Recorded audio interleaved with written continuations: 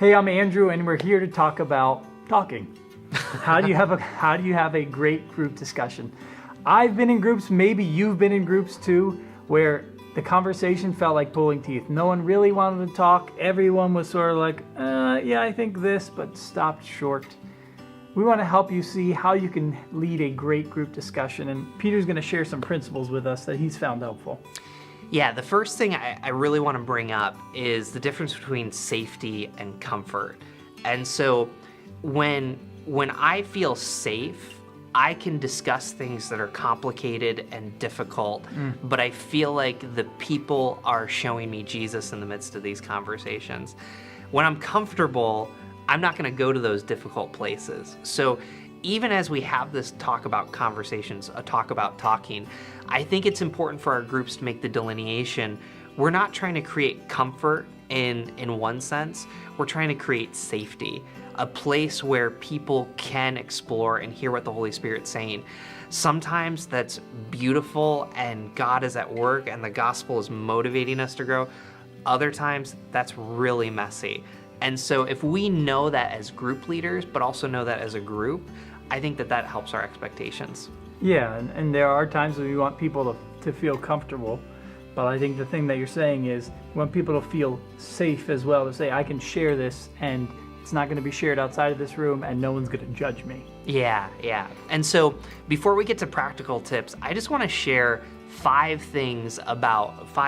culture attributes that we have for small groups. And the first strategy of a culture of having great conversation is prayer.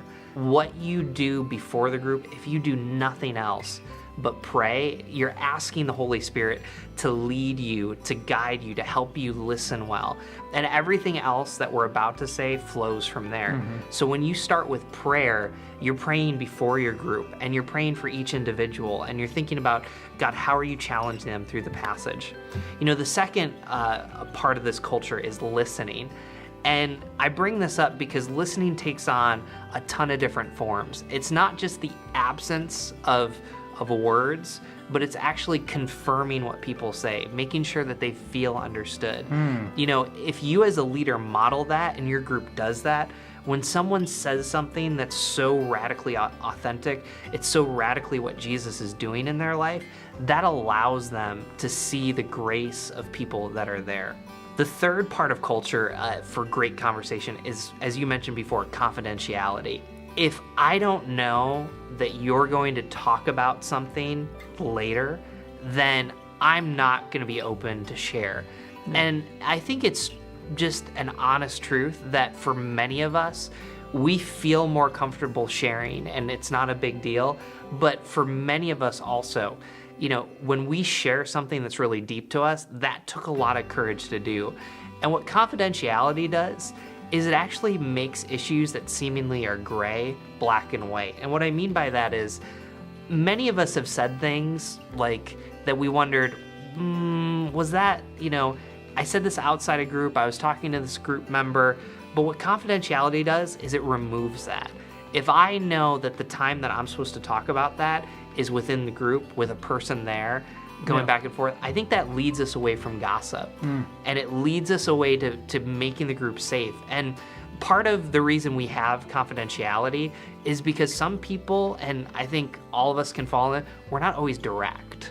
And so confidentiality really encourages us, if it needs to be said, it needs to be said in front of the person or within the person too. So the fourth part of having a great culture of conversation is grace. You know, you're giving me great grace right now as we're doing these videos. You know, as much as you plan and as much as you organize, sometimes what I say is gonna come out, maybe you're not understanding it, maybe it comes out harsher.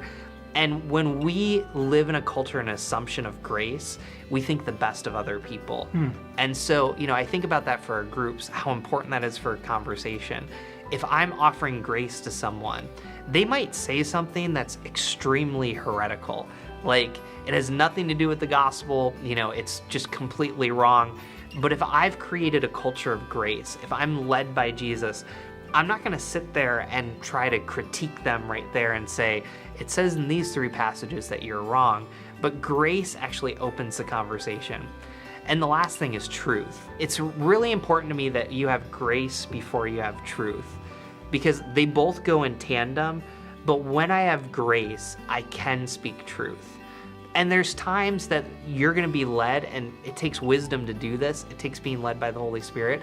There's going to be times that you're going to need to be truthful in your group, but most often, you can speak the truth in a gracious way.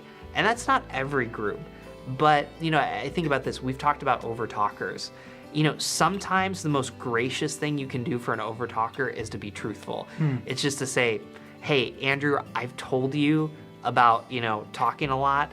You've said a lot right now. I really think it's important we let other people talk. I wouldn't advise that as the first step, but I think that that's really important. Well, thanks so much for sharing those, Peter. I think that's going to really help our leaders grow and lead great discussions.